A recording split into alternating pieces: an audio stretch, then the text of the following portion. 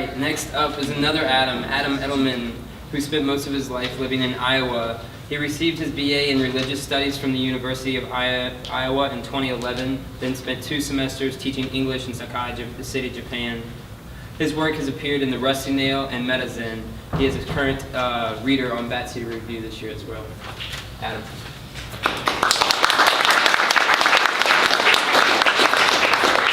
All right, hi everybody. How's it going? Good. Good. So I'd like to thank Taylor and Joe and Malvern for putting this all together. I feel so lucky to be a part of this. It's great to read with my friends, and they're also talented, so I just feel extremely lucky. So thanks for coming out, so many of you to support poetry and fiction, and yeah, this is fun. All right, so let's get to the poems. I'm going to read 2 sonnets first. The first one is called Dear Sonnet, and the second one is Dear Sonnet Nocturne. All right, so these first 2 poems are pretty new, so here it goes. Dear Sonnet. The sky makes war on the earth. The seat of desolation I grow racked and weary in. One tries to imagine thunder flung down cataracts, the pain of other people, the audible dreams of what sleeps in the ice caves of Titan, eyeless, bright, and rolling, contrary to that airless height. New weather antagonizes the panorama with sweeping reversals, while your silhouette hangs dangerous at the edge, Viola, and I want you with honey on the walls. I want you real life. Then, when hush comes to the complex, each plant in place, our children rename all the old games. The silence near the water is no toy. Fat crow talks at us like bullfrog.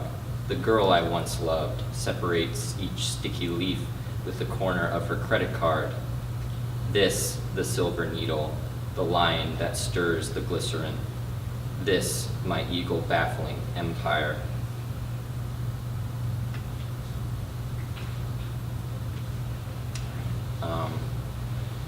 Dear Sonnet Nocturne. It's almost midnight and I'm asleep, and I'm lonely under a scalene white pine reading Leaves of Grass by flashlight. I'm lonelier on the night train, breaking forth castanets over the Kate Shelley High Bridge, Christmas Eve, 1992. In the depth of a bed in a sleeping car, it's a beautiful thing to know about waterfalls and the violet breadth of rock faces in the Palisades. Soon the resplendent combine will emerge from hibernation to chew the jute rug of the Midwest. Soon bearded union workers in orange hats will distribute orange cones before unloading combustibles in the industrial park, while gray dawn slips past my door unseen, unaware it's mine.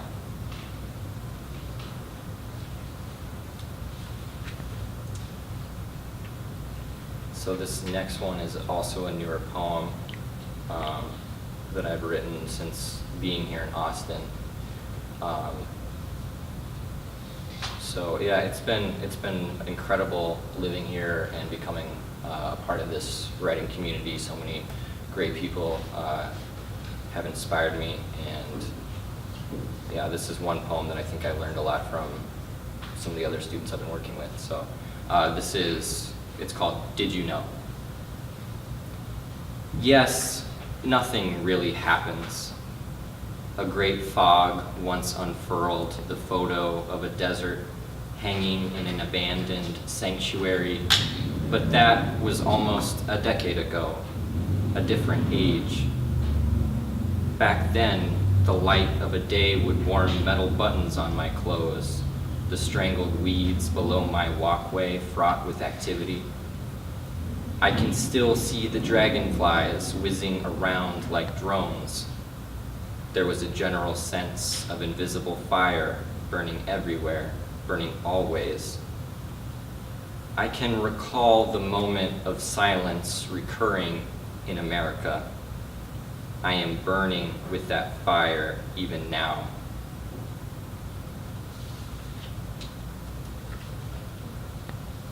So this poem is it's a little bit older.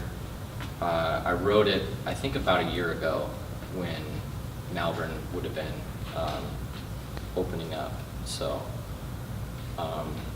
I just lived down the street, and it's kind of like surreal to get to know this store and then be reading at it now. So I kind of thought it was interesting that I picked a bunch of poems from about a year ago when I was applying to school, and then some poems that are more recent. So this is from the reader.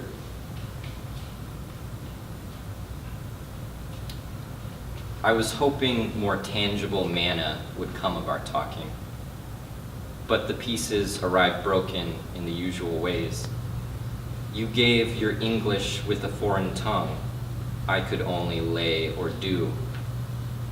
We considered zinnias to be the imperfect performative, donated wind chimes to the bellicose just to make myopic jealous. The pattern, you said, is the bivalence of Creek life, but sometimes it's a chisel, others a jug of bleach. 3 of 4 light bulbs burned out, adding to evidence that the capital's against us. They sold us back the Delta, and now it's covered in umbrage, with a pinch of sawdust to keep the freighter circulating. Early spring at the crater in reference to no thing. We desperately need to get right.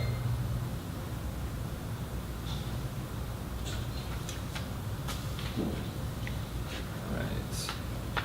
So I got 3 poems left. This one is another new one, and then the other 2 are quite a bit older. This one is called Yes and No. The clover, the caterpillar body, the sand dollar, the dove bottle, gathering together, particles of dust in the junk drawer have nothing to do with the fables of medieval China. The embroidered parrots click and whistle behind dark leaves on an outcropping of rock where styleless mist is, a blue tuft of cloud caught on the cornice of the Hotel Vitro, its clean glass shellacked and broken light serves no function. Kuan Yin is sleeping dreamless in the delicate pattering of cricket skulls against the wide pane of the gas station, where I might imbibe ginger ale and medication equally with the ancient annihilating pull of the tide.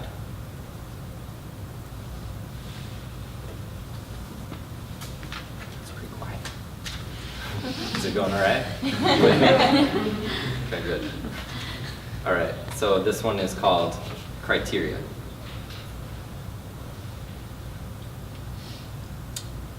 At the hour of dog walking, the air is almost kissable below the factual graphic of cloud. A calico manages the gaudy fountains plashing an unstable ambient. Crickets and blue bottles tell versions of a story. Various breaths are sutured to stem, and some of the trees are hollow. Something about it feels unsafe. Oh, incessant preparations of the woods. All right, so this is my final poem. Nice job reading, by the way. That was great. Yeah, I forgot to say that. So, yeah, I hope you guys enjoy the next 2 readers. They're amazingly talented, and I'm excited to hear them read. So here goes, last poem, Cedar Rock. So the brother that was never born, Leroy, sits on the steps of the Frank Lloyd Wright house near Quasqueton eating a banana. What I mean to say is there was nothing in the drainage ditch but red mud and pools of cola. And we couldn't find that Frank Lloyd Wright house, so we parked on the shoulder under a poplar windbreak, hopelessly lost and hungry. Out in the hayfields, the cicadas were screaming, but they were just cicadas, and I was aching for Leroy. Somewhere, someone with a gun was shooting real bullets. Nothing kills me anymore. That's it. Thank you very much.